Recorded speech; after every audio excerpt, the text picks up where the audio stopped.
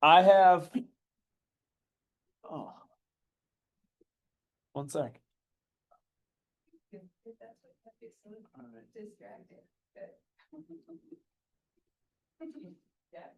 That work or no? One sec, guys. Sorry. Getting set up. What's on this tool? Just TV over Steve to show that way. If you want to read the privacy policy. keep your track. They sell your data. All right, perfect. Sorry, guys, for those on the Zoom. All right, so today, I have a few updates for the group, and I have May's data for you. This week, or this month, though, instead of just going through the data on a top line, I actually segmented it into 3 bands. So 0 to 350, 350 to 750, 750 and above. Ask questions. It's a lighter crowd today. Let's make it a dialogue. Cool. Sweet. A handful of things to jump through first. Mission, vision, values, beliefs, and perspectives. I wanted to lean on something here as it relates to our Y2TTCEP.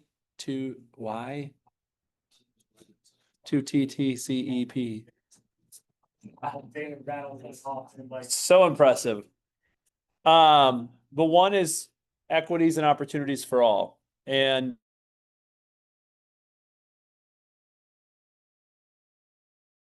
on June 19th is Juneteenth Day. And if you weren't aware, Juneteenth was federally recognized as a national holiday in 2021. And a little bit about what Juneteenth is a way, because I think that awareness is important to create an understanding as to why it is a federal holiday and why we celebrate it. But the Emancipation Proclamation was ordered in 1863, which effectively ended slavery, but it was not implemented under all places. It was under Confederate control. It finally came on June 19th, 1865, where 2,000 Union troops entered Galveston Bay, Texas, where the Army announced that more than 250,000 enslaved Black people in the state were free by executive decree. And this day became known as Juneteenth Day for the newly freed people in Texas. It's now recognized as the second Independence Day for many Americans, and more than 150 years after slavery officially ended. A bill was passed in 2021 to officially recognize it as a federal holiday. 2 things I'd say on that. One, if you didn't know this also locally, Milwaukee has one of the longest standing Juneteenth Day parades in the country. It happens right down MLK Drive, starting in about Locust and goes south, about 4 or 5 blocks. I've actually had the opportunity to go to it 4 or 5 times because it's about 5 minutes from my house. And back when I was at Miller, we were the sponsors of it. And so I would deliver beer and swag. And it's an incredible day of culture, arts, food. So if you're looking for something to do in Milwaukee, I just be remiss that, while the offices will be closed in recognition of a federal holiday of Juneteenth Day, also wanted to throw it out there. There are things happening within our communities that celebrate Juneteenth Day, and Milwaukee has had a long-standing tradition. Even so, as much as to say that I believe TMJ4 now broadcasts the parade. I think it's at 11 o'clock on that day. The other thing that's new this year is the Northcott Neighborhood Houses and is doing a collaboration with Summerfest on Saturday, the 21st. Many people I know here will be at Summerfest at some point, but they're doing a Taste of Juneteenth celebration as well on Saturday, the 21st. So as a way to not only help drive awareness and understanding as to what Juneteenth Day is and its importance within our history, it's also to help you guys understand opportunities that are available to you within our communities that celebrate. So wanted to share that with you today. All right, coming up a few things. The next team meeting is a grill and chill. So Dana and the team will have grill and chill for the group. Feel free to bring a dish to Pash or supply meat. So sign up there via the QR code.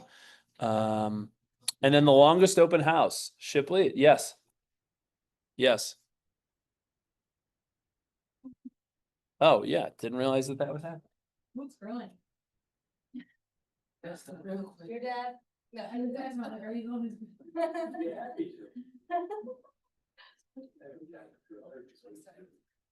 We'll send out the sign up. Genius for the grill and chill. Thank you.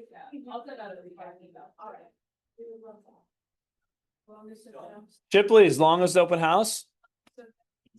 Friday. Friday, 8 AM to 8 PM, Santi and the, Root River team were kind enough to let us use their, one of their vacant houses at Lakeshore Commons in Otter Creek. So it's an all-day fundraiser for Alzheimer's Association, so there'll be a band, there'll be, video game trailer, there'll be a bake sale, so feel free to stop by. It'll be a fun time.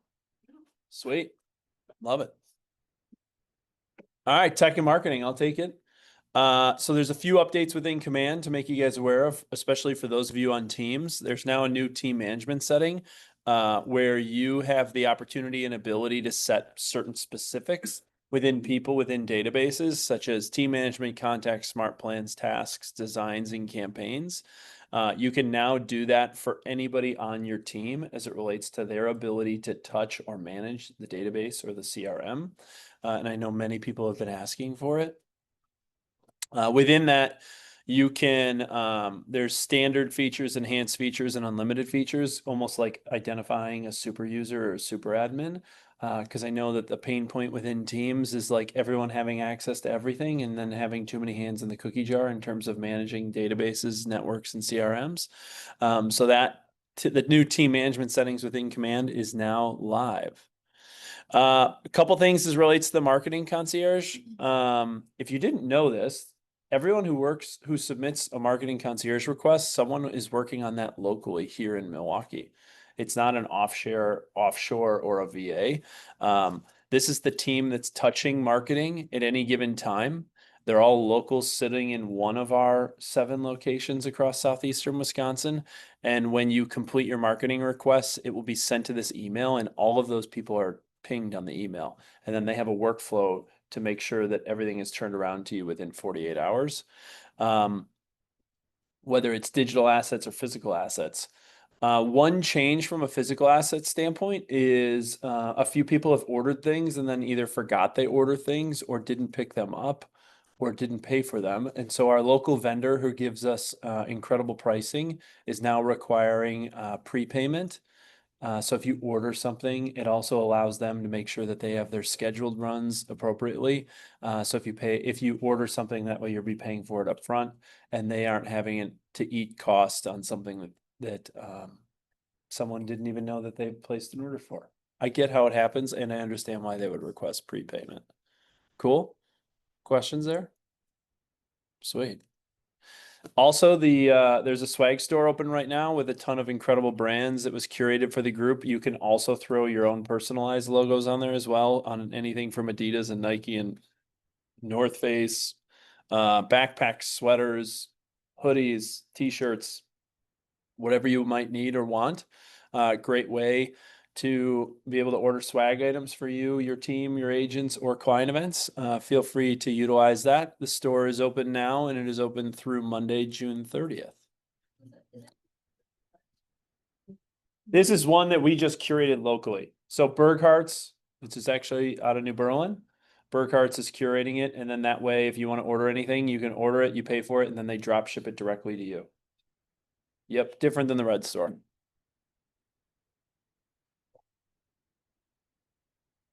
And then lastly, there is no Beyond the Feed this week with Madeline and Bella because of June 19th and Juneteenth Day. But on the 26th, anybody know who Charlie Walker is? Charlie Walker has a great social media presence, a really good sense of humor. He has, oh yeah, he's got incredible social skills. He's going to be leading a class all around getting real with reels on the 26th. All right, training and education. It's a quiet group today. Usually there's a lot more like dissidents. All right, T&E, just a quick update for the group. Woot, you want to just talk on this? There's an older Southwest only training calendar that I've been like dual managing for the last 2 years. Has the same exact information on it as the FPE calendar. So if you guys just can make sure you're all on the MKE calendar, you can download it right from our Canada Realty MKE website. And that way I'm managing just one calendar. Less mistakes. Appreciate it. Cool. Yeah. Sweet. July calendar is out. A variety of opportunities for people to jump into things, a few things to come out to call out. On Saturday, June 28th, there is a free client event hosted by Camo Crew here in the New Berlin office. I'll tell you this, a little side story. I might have shared this, so I might be repeating myself, but I'm living at my parents' house right now because we're doing a renovation. And I have 4 kids. Yeah. And my parents' house is not made for 4 kids. And in the first 2 weeks, we were at my parents' house. My 3-year-old broke 3 TVs in 2 weeks. 3. I have since left the 3rd TV that is broken on the wall because I was not going to buy a 4th TV to replace. So they just lost the opportunity to watch TV on in the basement. That's a sidebar story, but here's the piece to it I would tell you. Do you know how incredibly difficult it is to get rid of a TV? Wildly difficult. I have 3 of them right now sitting in a basement. This is a really exceptional client event that costs you nothing. And the best part is whether your clients show up or not, it's the touch on the front side and the touch on the back side that really matters. So if you want to take advantage of something and you don't want to spend money on a client event, but yet you need something in order to be able to touch your clients and database too, this is a great event. And people don't realize how good of an event it is until they need to get rid of a computer tower, old hard drives, big batteries, TVs, whatever it might be. And it's all being hosted where? Here. Love it. Take advantage of it. Yes. Yeah, there is a price for CRT, it's demonstrated to TV, that's the only thing they pay for. And I know we were here last year with the cricket birds too, and there were a couple people, Camo Crew posted it on some community websites. So there were people that came that didn't have agents. So there is an opportunity for lead generation too, even if none of your clients show up, it's worth coming and being here. Because there's people. I think it goes on, like, if you're searching e-recycling, like on the state site somewhere or wherever it is, it'll come up, wherever they're doing an event. Cool. Yeah. Please find out to volunteer, because I don't want to be here by myself.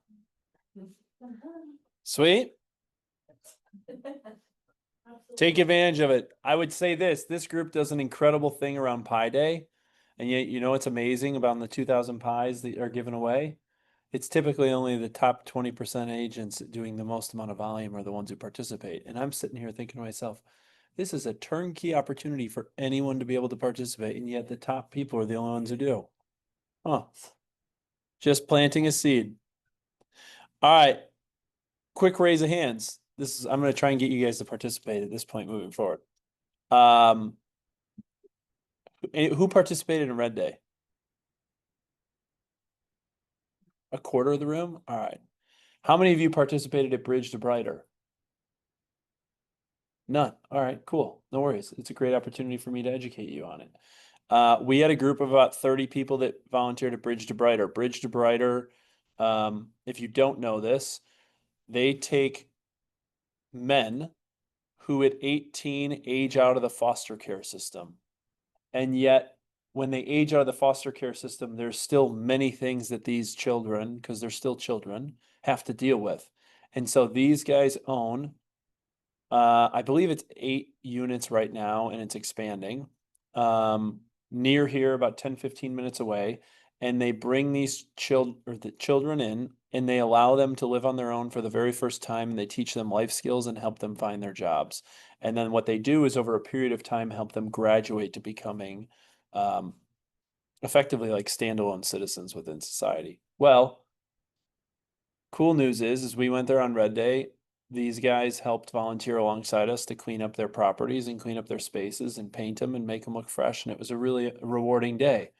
Last week, they closed on a new 8-unit building in order to expand their services. And they reached back out and said, we could really use some help freshening the place up before we bring more boys into this environment.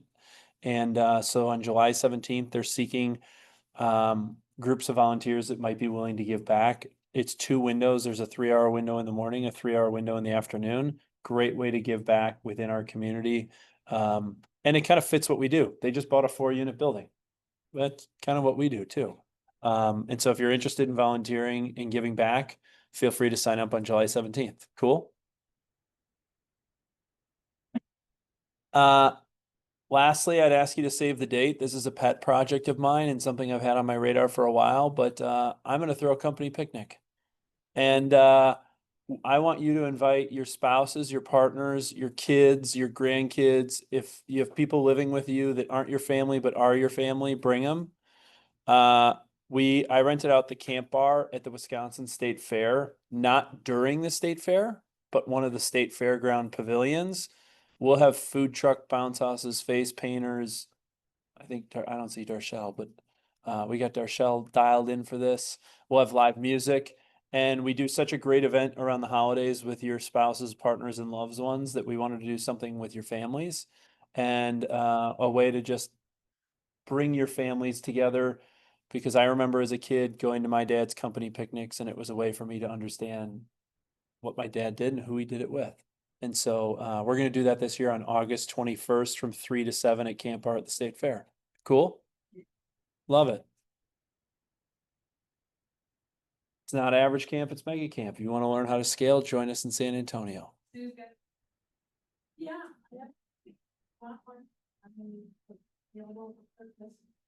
I should take it. Questions? Anybody here want to be average? The response would be no. All right, now I'm going to get into a few things for you, and I'm moving kind of fast, but now hopefully you feel free to ask me questions.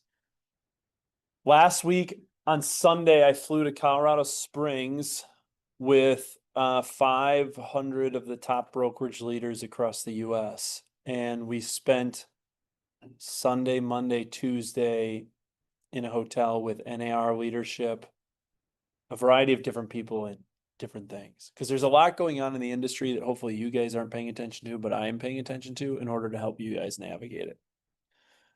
Sunday morning, I'm sitting there listening to Nakia Wright, who's the president and CEO of NAR, which on a sidebar, she is, excuse my French, freaking amazing. If you don't know who Nakia is, Nakia signed her contract to be the president of the CEO the day the settlement was announced. She had no idea what she was walking into, other than she knew it was a total shit show. This is a woman who was educated at Dartmouth, got her MBA at Oxford, and got a master's at the Wharton School of Business at the University of Pennsylvania. Her background is she is a president and CEO hired for turnaround. Her most recent post was working at the Chicago Sun-Times, which, if you don't know anything about the newspaper business, has been a tough business the last few years. She turned it around and went from bankruptcy to viable in the matter of like 5 years.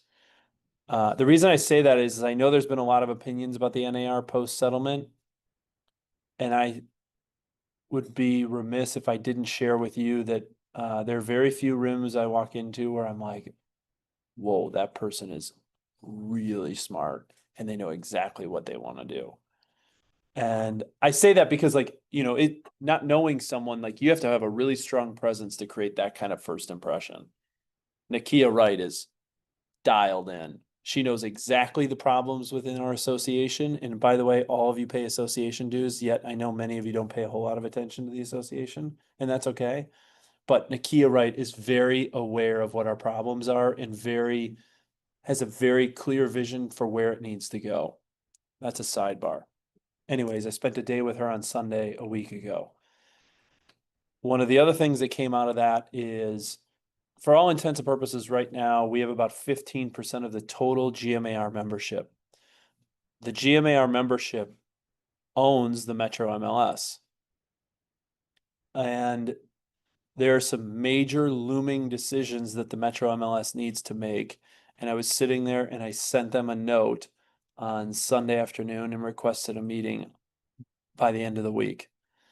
And so they responded to me and I met with them last week, Wednesday. So Sunday, I sent them a note. I met with them on Wednesday and I wanted to give you guys an update in terms of some of the advocacy I've been working on in the background on behalf of you guys and our industry. Because I think our voice and scale matters in the decision and I can't leave it up to chance. So here are the 4 strategic priorities that I went through with Metro MLS's leadership last week on Wednesday. One, we collectively are in full support of the clear cooperation policy. There's a movement to allow agents to do whatever they want, whenever they want with their listings. I am of the belief that the best market is the free market, and the free market operates most efficiently when everyone has the same access to information. And that access to information lives and exists on the MLS. Other companies don't believe that and they're pushing for different agendas. We are in full support of clear cooperation, and I wanted that to be known. 2, with the advent, efficiency, and evolution of technology, especially related to AI, it is now more apparent than ever that we get you guys individual agent IDX feeds so that you can plug into to be able to enhance what you do. If you don't know what an IDX feed is, it's basically like plugging an extension cord of data into the Metro MLS server that allows you to use a variety of tech platforms in a really enhanced way to help you with your businesses. Right now, Milwaukee is only one of 2 major metropolitan areas in the US that don't allow individual agent IDX feeds. And I sat there and said, look, if Houston with 30,000 members can figure out individual agent IDX feeds, don't give me this line of bullshit that you have, all these other reasons why we can't do it. I know why you don't do it. You know why you don't do it. Don't give me the bullshit. I won't get into why. Okay. But IDX feeds have to come. 3, syndication of delayed listings. We've been fighting this battle, and I got to give Jeremy Reinders a lot of credit because he's been very vocal about this for years. The fact that we don't syndicate delayed listing information and that you have to be sitting at Sunday brunch looking at the hot sheet or at a kid's baseball game looking at the hot sheet and sending it to your clients so that your clients don't see it on another broker's social media platform and then they question your fiduciary responsibilities is beyond asinine. This goes back to my original comment of the free market works best when everyone plays with the same set of information. Syndication of delayed listings has to happen. Okay. And I gave my reasons why. 4, this might take a little bit of time, but I'm going to continue to harp on them. If you didn't know, in the state of Wisconsin, there are 13 MLSs. That is 12 more than are necessary for this business to operate efficiently. Also, not all MLSs share their data through WireX. So for example, if you want to sell a home in Vilas County or in Door County, you don't have access to it and you have to become a member of their MLS, and becoming a member of their MLS is like passing a hostage negotiation, especially for those of us expensive. The Smiths know it. They're in the Northwoods. Like, it's expensive, it's time consuming, and they have this bias against Milwaukee. The truth of it is all these guys who control their little fiefdoms, over time, consolidation is going to happen. It's already happening. And I'm going to continue to fight that fight because there's no need why you shouldn't be able to look at a listing in Dodge County or Washington County or anywhere else in the state because we all have uniform state forms. Yeah. So, I left it with them on this. I'm not a member of their board. Okay. We don't have representation on their board. Their board, on a sidebar, now you're getting me excited. Their board has no term limits. So they're like the Supreme Court, they're lifetime appointments, and those appointments don't turn over often. You can read between the lines as to why that would get me excited because I think it protects certain interests on the board. However, I'm going to fight the good fight. And the reason I'm sharing this with you is so you understand the advocacy that I do on behalf of your interests in the background. Anybody here watch House of Cards? Okay. House of Cards is all about Washington, D.C. And there was a character that Kevin Spacey played before he became the president. And in the Capitol Hill, each party has a whip. And the whip is there to go whip votes for certain interests and certain things. Again, this is an apolitical statement. I'm just helping you set the stage as to what So I said to Metro MLS, great, I'll set up 13 meetings with your 13 board members and I'll give this exact same presentation to all of them and I'll go whip the votes to what we need them to be and help game and galvanize support. So over the next 90 days, I'm going to sit down with each of the Metro MLS board members in order to share our opinion as to what's going on. Cool. If you have questions, I'm going to crack the whip and I'm not going to say that we're going to get all this done. I think if I'm being clear, 1, 2, and 3 are no-brainers and should happen. 4, we have to start the conversation now so that over time we start chipping away at how do you go from 13 to 12? How do you go from 12 to 11? How do you go from 11 to 10? So on and so forth. Make sense? We also have the benefit. Metro MLS is the largest member-owned organization in the state of Wisconsin. Scale is always your friend when you're trying to create consolidation.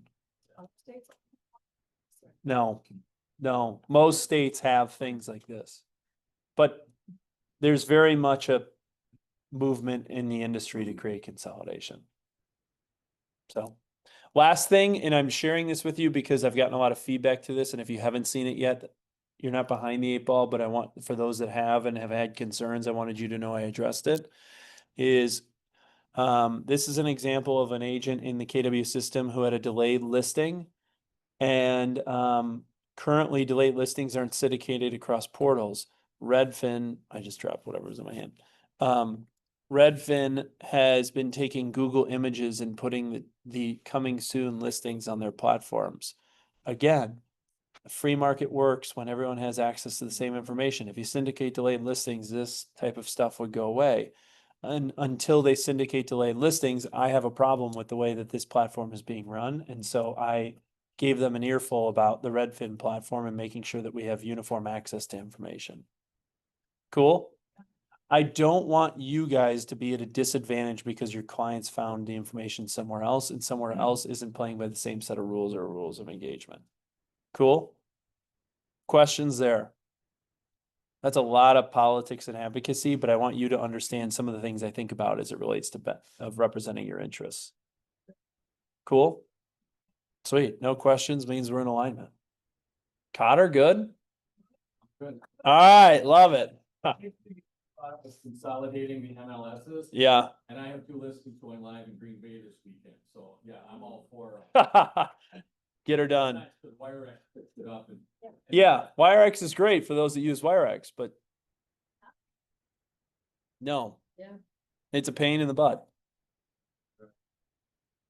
All right, transitioning to market insights. Stop me and ask questions. Okay. Couple things. One, I give you the outlook of the 6 things I'm paying attention to throughout the year.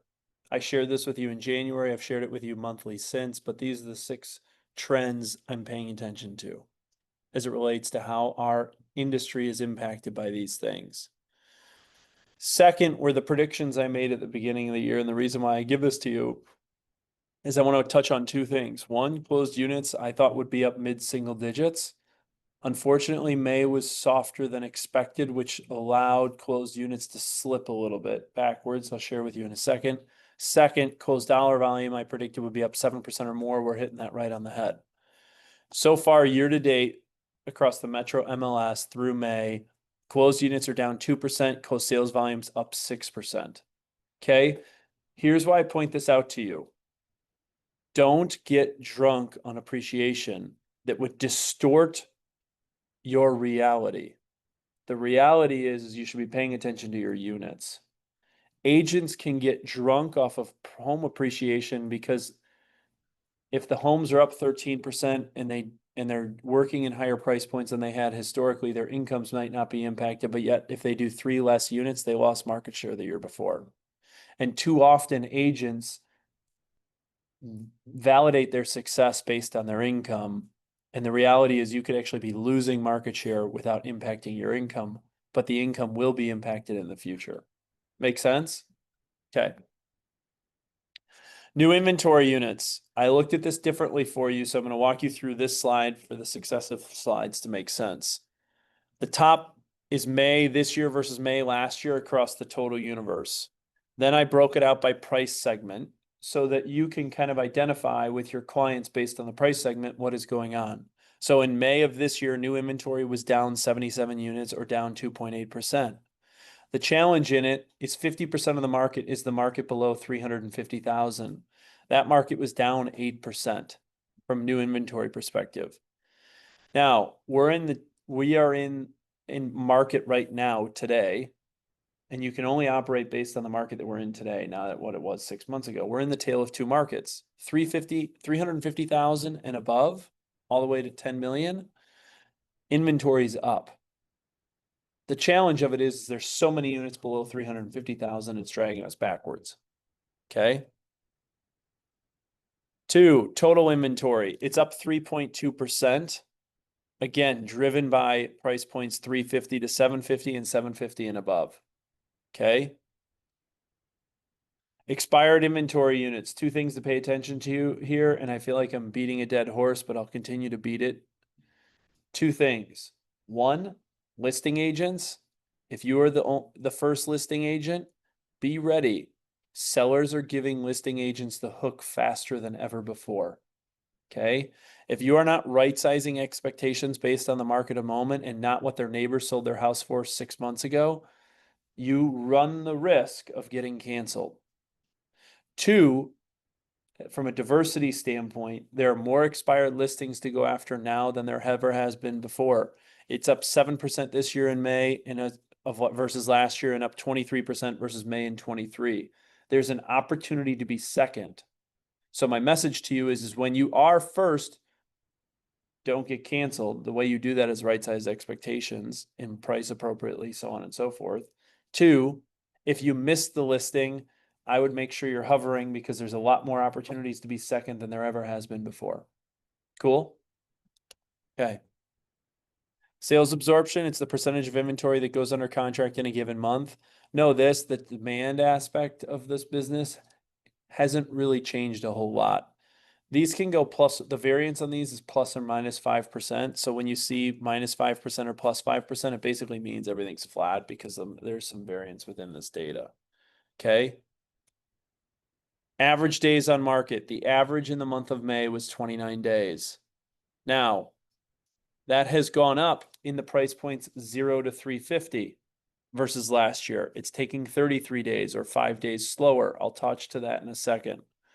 350 to 750, it is actually accelerated. It's on average 23 days on market, and 750 and above is 39 days plus on market. Okay.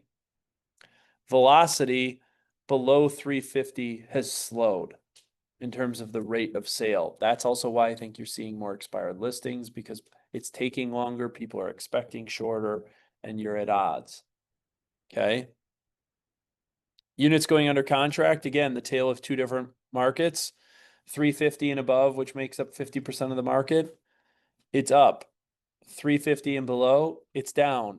Total for the month, it was up 1.5%. So basically stagnant versus last year. And I have a theory to that I'll give you in a second. Pricing is a total mixed bag. Pricing I'm paying attention to. The reason why I say it's a mixed bag, January, February, March, April, everything was going up. May, this is the first time where you see a bit of a mixed bag. And when you look at the overall market of May this year versus May last year, average up 2.8, median up 4.6. That was the first time this year we haven't seen a +8, +9, +10. Okay. And then when you look at price per square foot, it's up 4.8%. And you can see based on price segment where that lands, that's down compared to what it has been, which has been 7, 8, 9, 10, 11%. So I'm paying attention to it because my pricing's been a bit of a mixed bag. And my question is the market cresting as it relates to pricing in the market today in 2025? Okay. In the market today, I'm uncertain, and I have to pay attention to June and July because I can say 1 month is always an anomaly, 2 months is a trend, and I'm looking for the trend. I won't know until June numbers come out. Fair? Cool. They're leveling off. Yeah, that's a really good comment. Woot. It's basically like if you were to visualize, what do I mean by this? It's like you have a market that was going like this, and let's just say this is plus 10%. And then all of a sudden it just leveled off. That's what's happening. And my comment as it relates to is the market cresting as it relates to appreciation is just in June, does it go like this or does it go like this? Uncertain. And it might go like this. But we don't know within a 30-day window. We need a 60-day or 90-day window to say, okay. And the reason why I give you this much data is I want you ahead of trends, not behind trends. Because if you're behind trends, it means your peer is ahead of your trend and you will lose market share to them. So what's winning and what's the data telling us? I give you last year, April and May for perspective and context based on last year's spring market. There's the data. February and March, I give you of this year as a baseline to say where was it, and then here was April of this year. Okay, you can see the delta and the difference, the biggest being the inspection contingency being used as a lever within the negotiations. Co-broke compensation in April was 2.35%. Here was May. May, list price to sale price ratio went to 107%. Two comments to make on that. Listing agents are getting softer with their pricing to drive more competition. The 107% does not correlate to more appreciation. It just means listing agents are trying to artificially drive more competition. That's not a bad thing. They're doing it for their clients. So I share that with you to say, you got to look at what the list price is. And if you want to get competitive, don't take the list price for what it actually is. Do your own research as to what you believe the value to be, and then advise your clients accordingly. 107% off of 384 offers that we reviewed in the month of May. Does that make sense? I'll pause there because that's a big delineation. Okay. 2, inspection contingencies still sit around 51% no, 49% yes. You can see that number was almost 60-40 on the inverse back in February. Again, competitive markets, high demand, driving competitive activity. Not necessarily correlating in the month of May to more appreciation, but just competitive offer writing scenarios. Here's the other piece that I've noticed in co-broke compensation in the month of May. And I have to make 2 caveats to it before you view the data. Well, I'll tell you to you. It was 2.26%. Now, where the data can be skewed a little bit is we had 18 double pops out of the 384. The double pops, but 18 out of 384 is a very, very low incidence rate. And yet, because it's a double pop, it looks like a 0 on the offer to kind of offer to purchase. So it can skew the data down as it relates to co-broke compensation when you have 18 of them. 2, we saw 16 incidents of 3%. So just while we're also seeing a 0 because they're double popping and they're blending then their commission rates, we saw 16 deals that were at 3%. Yeah, Robbie. So there's 18 deals with double. You notice any like where the commission, if they brought the buyer, was higher than 3.6? Because that's like They're doing it at 4%. They're basically taking 2 and 2. So, and there's no correlation as to the price point either, by the way. That's a big misconception. So the reason why I share with you some of these insights is 1, to dispel some myths. 18 out of 384 is a very low incidence rates of double pop. 2, it also tells you there's a very low incidence rates of things not coming to the market because typically double pops are typically done off market, but 18 out of 384 is very low. And we also can't see if the buyer made up any of that commission on the back end. Yeah. We're just looking at what's written in the offer. So, but I give to you the data so that when you go into a situation, especially on the buy side, what's it going to take to win? Well, in the month of May, out of 384 offers that were reviewed, here was the exact data. Cool? Questions here? Helpful? Telling clients, especially the inspection contingency, because we never tell people to waive it, but to say our data shows that 50% of people do right now. It's good for them to know, right? It also stresses the importance on the listing side of a pre-listing home inspection. If you want to not have to deal with a home inspection, just get it pre-listed. or pre-listing home inspection. So, cool. Just as a reminder, all this data is available and accessible to you on kwrealtymke.com. You can download it immediately after today. All right, so what's the markets of the moment? What's actually happening? How do I boil it down? Demand has remained consistent. The most competitive market price point band is 350 to 750K. Inventory, it's a tale of two markets. Above 350 inventory is growing, below 350 inventory is declining. Sellers who are selling have to or are able to. Rate of sale and velocity, homes are moving at similar rates. Expireds have increased pace, sellers are impatient. Set expectations, communicate and price appropriately. Pricing, homes have continued to appreciate in 2025. That's factually true. Yet we may have started to see the market crest trend we are tracking in June and July. It's a mixed bag, as it's the tale of two markets or two consumers. Those who can afford to stay in the game and those where the game has gotten unaffordable. That's why I think you're seeing some softness in the 350 and below price point. The affordability is hurting that more than those in the 350 and above. Make sense? My synopsis, time will tell, and key metrics we are tracking in June and July will provide our direction for the back half of the year. Cool? You think the inventory is low on 350 and below because the values of those homes have gone up over 350? I think that my read on it is below 350. If they want to trade up, they're trading up above 350, but yet they don't have enough equity to offset the cost of capital and appreciation gains. And so they're sitting. And so we have less new inventory, which means less deal flow in the below 350, but yet that makes up 50% of the overall market. The other reason why I share that with you is because I think sometimes agents get stuck in saying, well, I'm only going to do these price points. Like if you were to come to me and say, I'm only going to do $1 million and above, I'm like, well, there's a lot less oxygen and deal flow in that rare air. And sometimes it is helpful to understand, like if you're in a rut, sometimes I think agents get too focused on the price points that they are willing to work in. And sometimes deal flow is deal flow is deal flow. And when 50% of the market is below 350,000, sometimes we have to check our egos in order for us to continue to do deals. Yeah, Pat. I thought she brought up a really good point though, is just because prices have gone up so much. If I was out looking at a home in Waukesha County in a lot of communities, I don't know that I could price. And I mean, it'd have to be a dump, the price of below 350.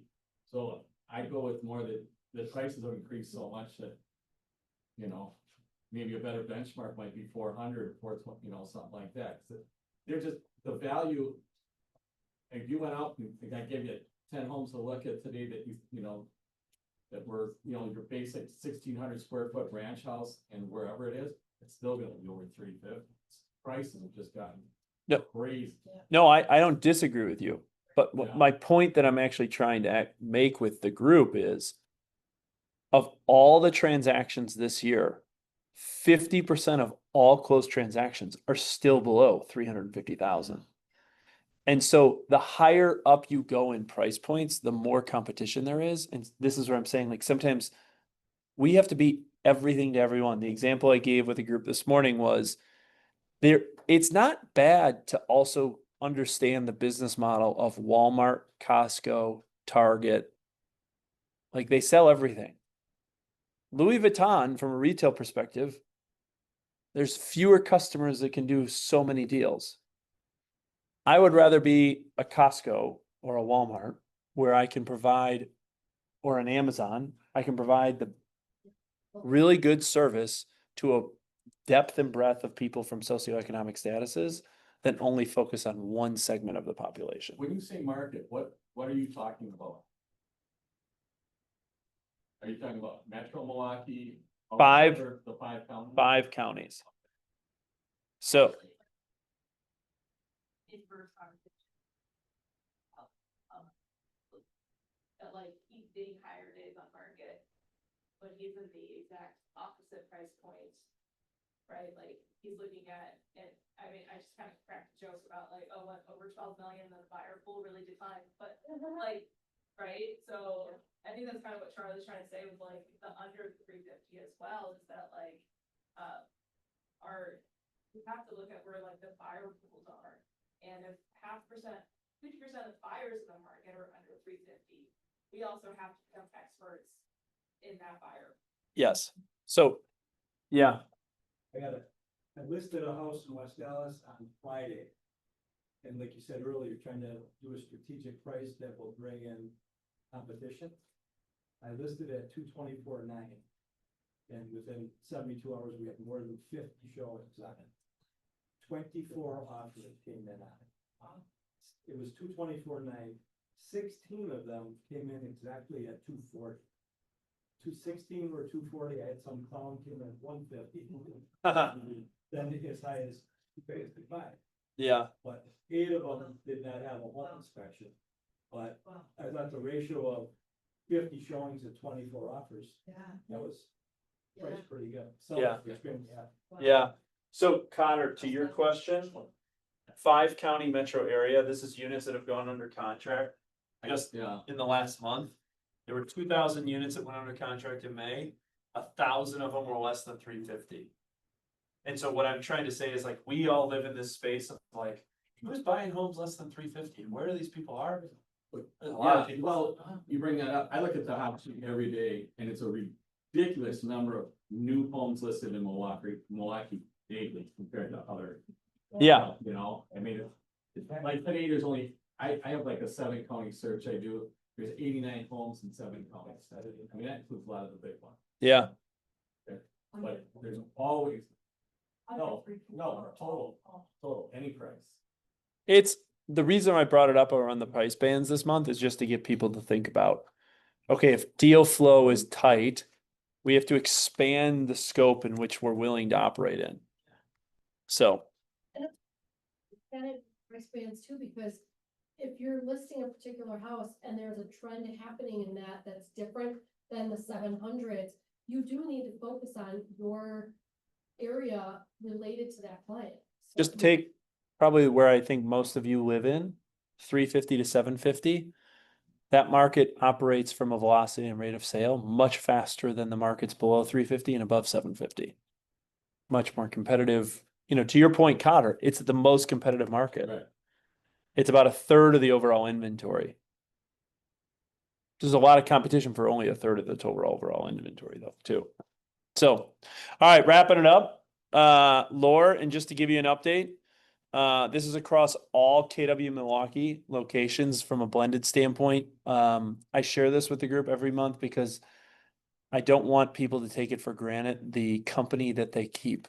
And the company that you keep is an incredibly productive and efficient group of folks that is doing incredible things in a really tight market.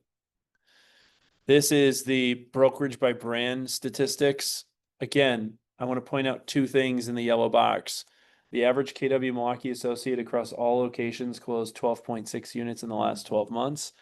And our average was about $5 million in productivity. That's 112% higher on a volume per agent basis than the market average in GMAR, and 80% more closed units per agent than the GMAR average. You are amongst a wildly productive group of people, and the community is phenomenal. Lean on the person to the right of you and to the left of you.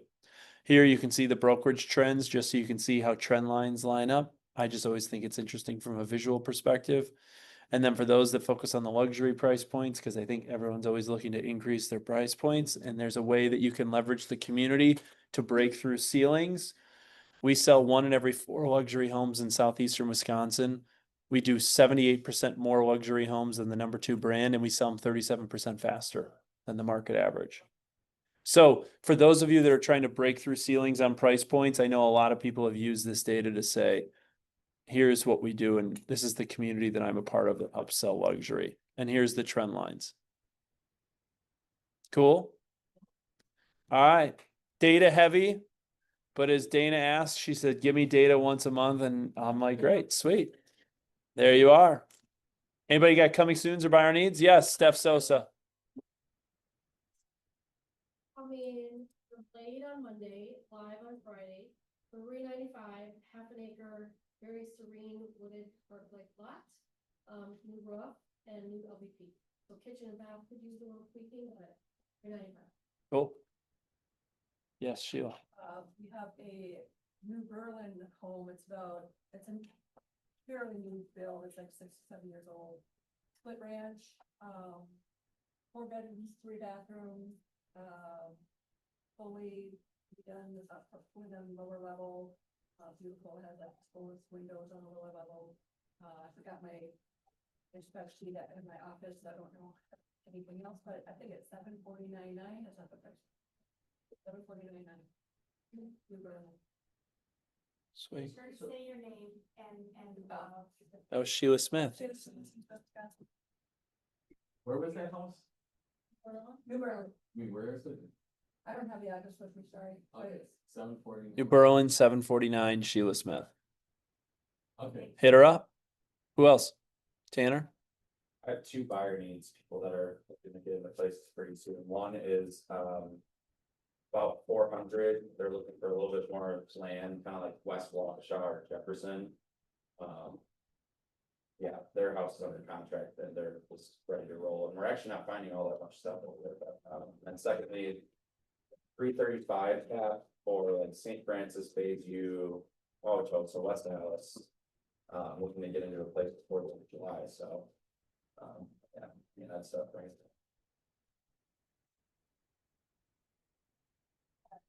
Potter. If somebody's looking for a change of, atmosphere, I have 2 new listings starting this weekend in the Green Bay area. One is in Hobart. It's a 5-bedroom, 3.5 bath, 3,300 square feet above, 4,500 below. It's a nice subdivision. It's not regulated. There's been Packers that have lived there and coaches. It's just nice, nice area. Can be priced around 700. I also have a condominium in Wamico. I think I'm pronouncing it right. And it's just north of Lambeau Field by about 5 minutes, just off the expressway. Bonus, a new Quick Trip is going in down the block, so you can walk and get your food. If you ever desire to live next to a Quick Trip, call Pat Cotter.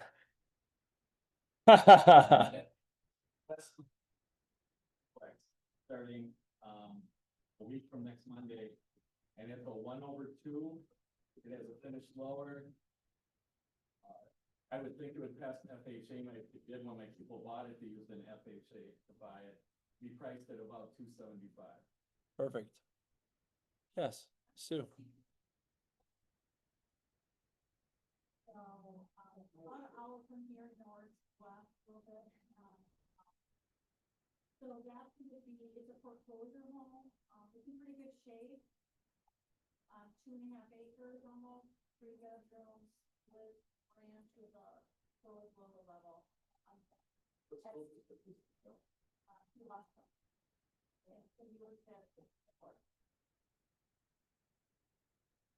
Got one to share. I have a new listing coming up, in Genesee, Orville Prairie area. 2,700 square feet, 3 acres, pretty wooded lot. 3 bed, 2.5 bath, very nice home, good area, quiet street, and that's listed at, 6.5. 6.5. It's a 2-story, unfinished basement. Yes. Shanice with the Pinnacle Group. I know I don't talk much. I usually just blend in. But Well, Walk away. I have a buyer need and they're looking for 3 bedroom, 1 a basement, South Milwaukee. That'll take Northern Milwaukee too, as long as they can find kind of a quiet pocket, up to 2.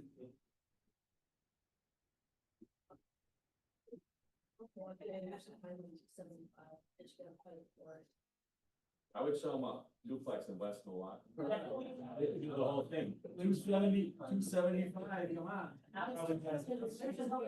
Just off of 52nd and Beloit, it's just north of there. We've been trying to sneak it in like, duplexes are great. Shoes. Just living the whole thing.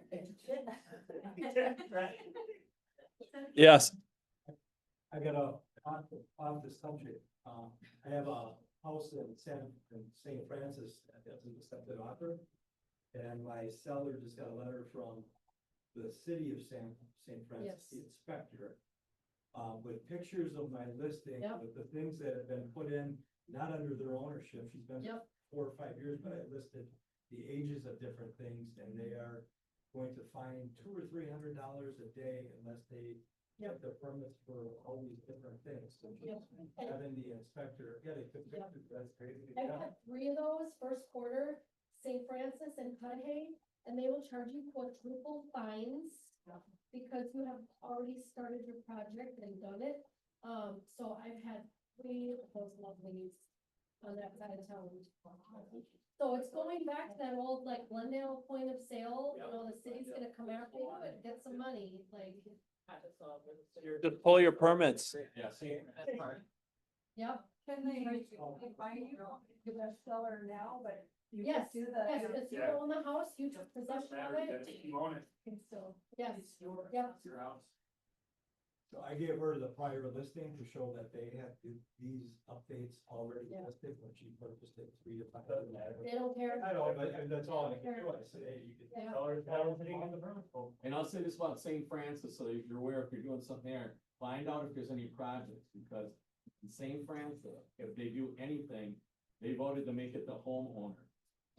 I have a client, there's 8 houses on the street, the project's gonna cost $500,000.